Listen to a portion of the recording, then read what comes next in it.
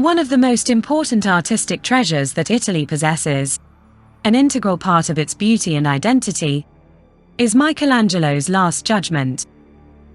Created between 1535 and 1541 and preserved in the Vatican, in the Sistine Chapel.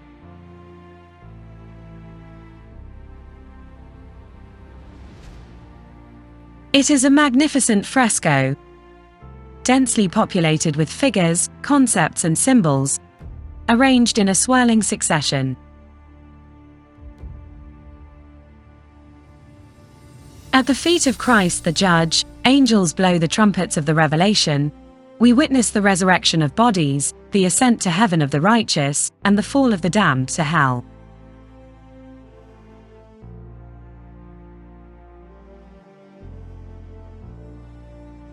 "11 angels, without wings, awaken the dead with trumpets." Wings are a symbol of the freedom of movement of God's messengers. Artists have found no more fitting symbol to represent the spiritual nature of these perfectly free beings. Eager to collaborate with the creator principle of all things, to achieve the final evolution of humanity.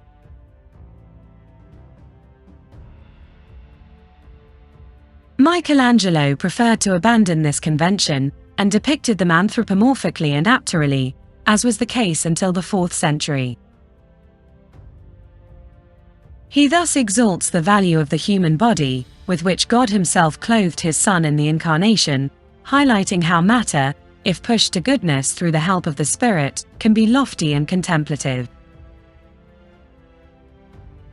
Hence angels, when they manifest themselves to men, appear anthropomorphic, as happens in the biblical episode of the 3 angels visiting Abraham, or when the archangel Raphael accompanies Tobias on his journey.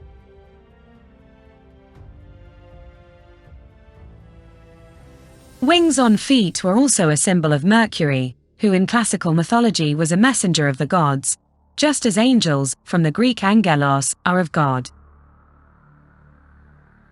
The angels sound trumpets, symbolizing the apocalypse, the end of the world. The 7 trumpets are described in the Apocalypse, or Revelation to John, the last book of the Bible. Upon the sound of the first trumpet, hail and fire mingled with blood is thrown to earth, burning up 1/3 of the trees on the planet, and all green grass. With the sounding of the second trumpet, something described as a great mountain burning with fire, plunges into the sea and turns 1/3 of the oceans to blood. Soon after, 1/3 of all sea life and 1/3 of all ships will be destroyed. With the sounding of the 3rd trumpet, a great star called Wormwood falls to the earth, poisoning 1/3 of the planet's freshwater sources, such as rivers and springs.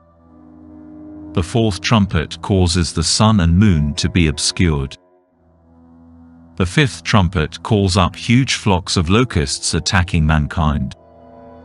The 6th trumpet causes a demonic army to rise from the horrid depths of hell, killing 1/3 of humanity. The 7th trumpet calls the 7 angels with the 7 bowls, or plagues of God's wrath. 2 angels hold 2 books, one small and one large, indicating the number of the elect and the condemned. The name of the elect is in the smaller one. The list of the damned represents the majority, since a huge book is needed to contain the names. This makes Jesus' admonition explicit. Make every effort to enter through the narrow door, because many, I tell you, will try to enter and will not be able to.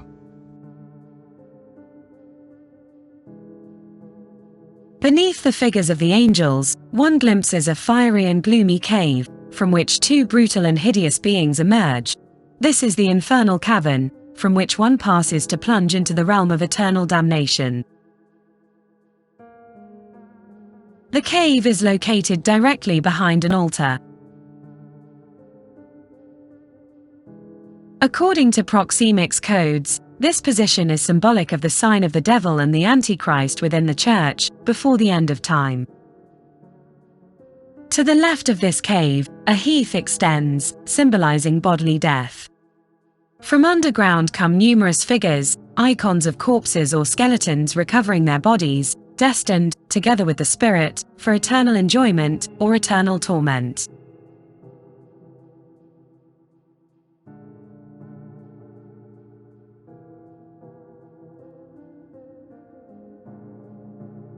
The gestural and mimic codes express the laborious awakening and return to consciousness.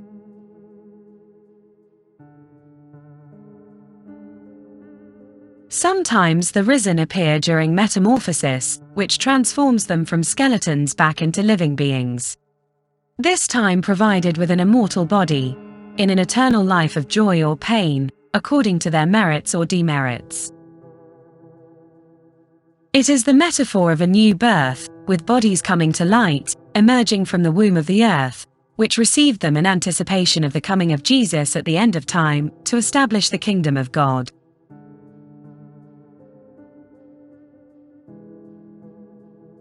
This image answers Nicodemus' question. How can someone be born when they're old? Nicodemus asked. Surely they cannot enter a second time into their mother's womb to be born.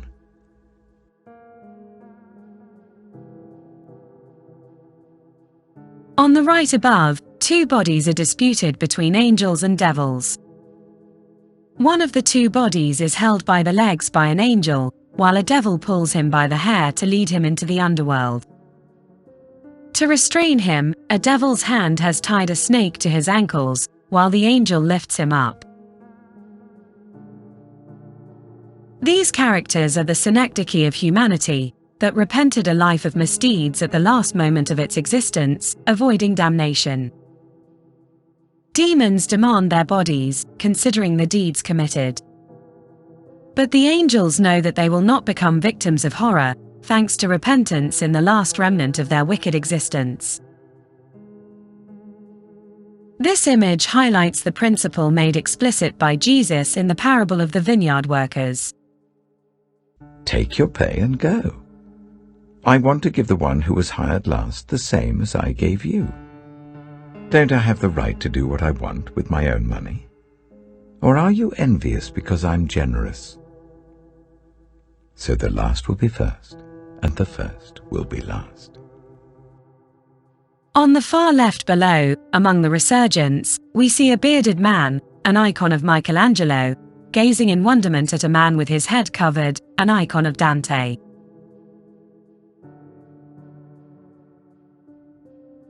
A little further on, a hooded man rises from a crevasse, an icon of ascetic Dominican friar Jerome Savonarola. Like Dante did in his Divine Comedy, Michelangelo also wanted to reward or punish great figures, from the past or his contemporaries, by including them in his masterpiece. To the right of the Devil's Cave appears the boat carrying the damned. The allusion to Dante's verses in which Charon, the infernal ferryman, appears. Behold then, coming toward us in a boat, an aged man, all white with ancient hair, who shouted, Woe to you, ye souls depraved! In the fresco, the character of Charon becomes an icon of Charles III, Duke of Bourbon. In 1527, he led the imperial troops to Rome, which was despoiled. He died during the notorious sack of Rome, hit by an arquebus bullet.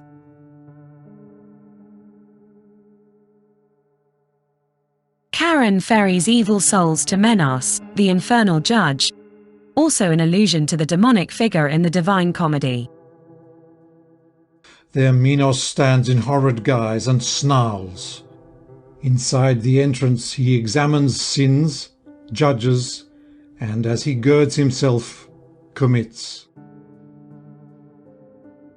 Menos has donkey ears, symbol of ignorance. The fresco is an icon of Biagio from Cesena, papal master of ceremonies. In a story well known from the 16th century, Biagio is said to have complained about the Last Judgment, saying it was disgraceful that in so sacred a place there should have been depicted all those nude figures, exposing themselves so shamefully. Biagio went on to say that the painting was more suitable for the public baths and taverns than a papal chapel. Note the serpent, which wraps around the figure as many times as there are circles of hell that the condemned soul must descend. The snake bites his penis, punishment for his judgment, based on sexual lust, rather than on the artistic evaluation of the figures depicted. In the swirling tangle of the damned, Cesare Borgia also appears, from the back, headlong and far right below, Count Ugolino, and Archbishop Ruggieri.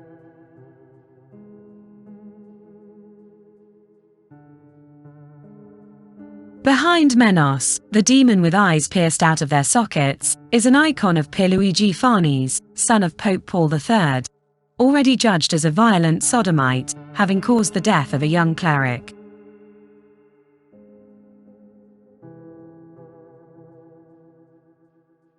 Above the damned on the boat, and on the shores of hell, an apocalyptic fight is breaking out, in which, whirling and twisting, the damned desperately attempt to ascend, while the angels forcefully push them back.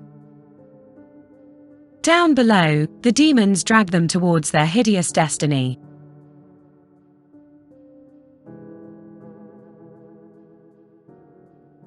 Some of the damned are obvious symbols of vices or sins. One of them, depicted seated, covers his disheveled and terrified face as the devils drag him down. It is the symbol of despair. The serpent biting him is a symbol of remorse. The monstrous being clinging to his legs is a symbol of the impossibility of salvation.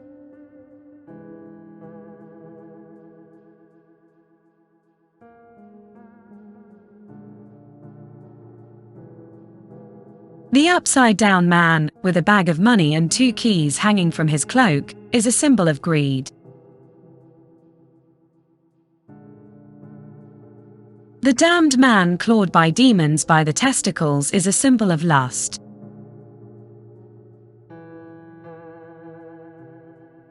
The gestural and mimic codes of the reprobates represent horror and despair, the perception of sudden, unexpected and imminent catastrophe.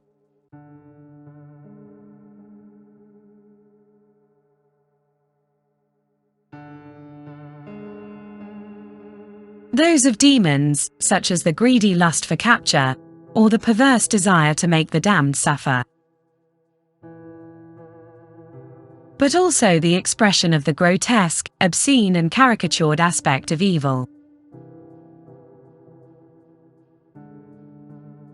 Hell's punishments are not visible as they are inside the cavern, but the mere thought of them evokes torment and anguish.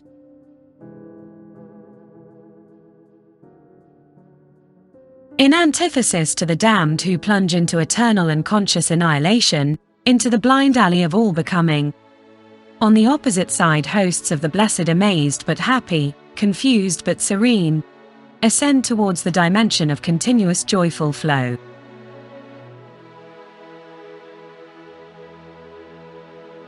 Moved by an uncontrollable force, sometimes aided by saints, angels and other blessed ones, they begin, at that precise moment, their true life, full of novelty, joy and infinite possibilities.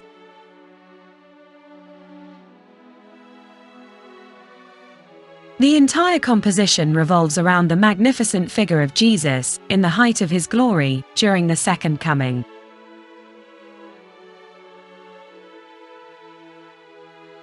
His body towers massive and elegant, in harmonious torsion, as he stands forward and with his hands orders the swirling flow of energies that are disrupting the world during the last day.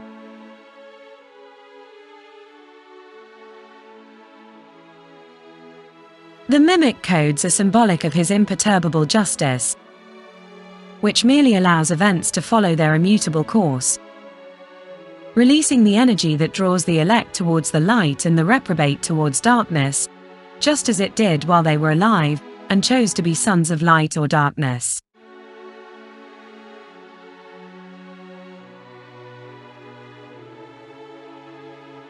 The Son of God does not take vengeance on evil. He simply brings to a conclusion the process already triggered by each soul with its own choices during its transitory passage on earth.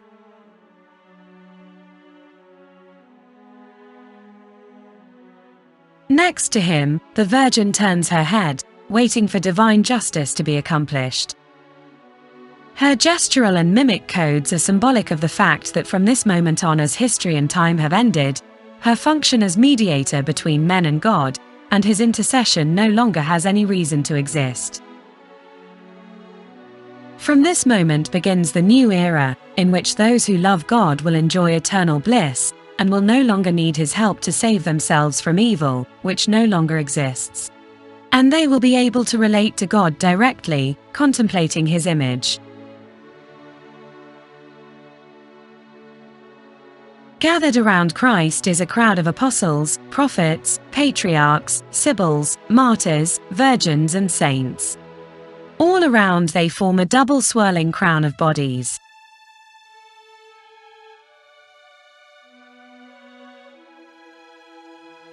The blessed embrace, happy to be reunited with their loved ones. Contemplate the absolute beauty. Observe the movements of Jesus in an impetuous and incessant whirling, due to the regeneration of all things. According to eidetic categories, the vortex line, like the one animating the fresco, sends an unconscious message of dynamism, change, progress and renewal.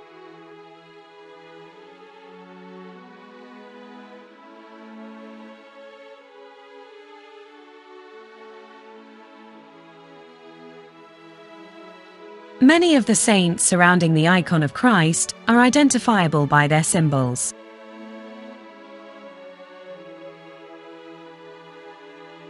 Thus we have Saint Lawrence, with the gridiron,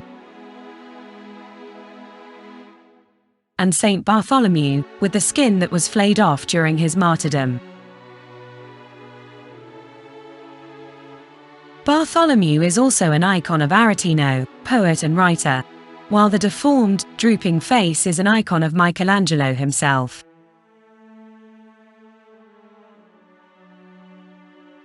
This image seems to be an ironic allegory of Michelangelo's psychological condition, after Aretino had severely criticized his work.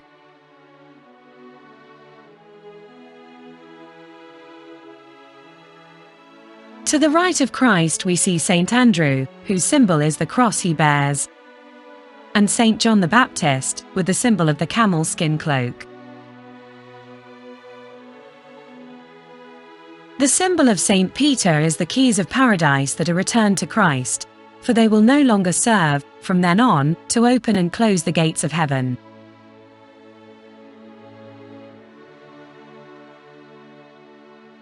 In the group on the left, in which the virgins, sibyls and heroines of the Old Testament are gathered, there are two women, one of whom makes a protective gesture towards the other, who approaches her by hugging her hips. This is the prosopopoeia of the merciful Church welcoming a devout, synecdoche of the faithful.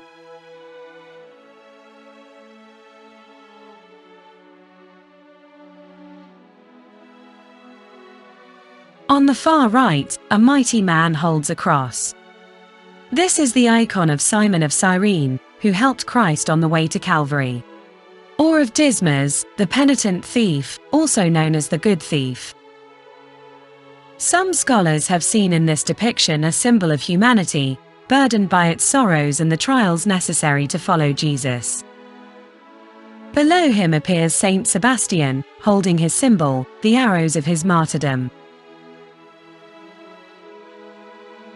The symbol of Saint Blaise is the iron combs with which he was martyred. That of Saint Catherine of Alexandria is the spiked breaking wheel.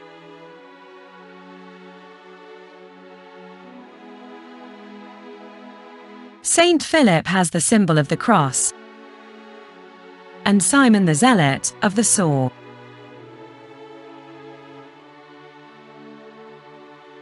In the two upper lunettes, angelic groups appear, bearing the instruments used in the Passion of Christ.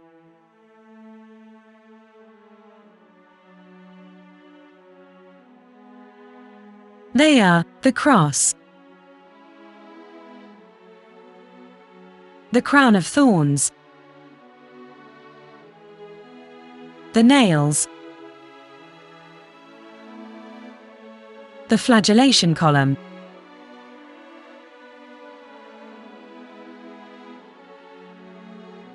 the ladder for the descent from the cross, the staff with the sponge soaked in vinegar. All symbols of his sacrifice that allows men to enjoy, on this last glorious and terrible day, eternal salvation.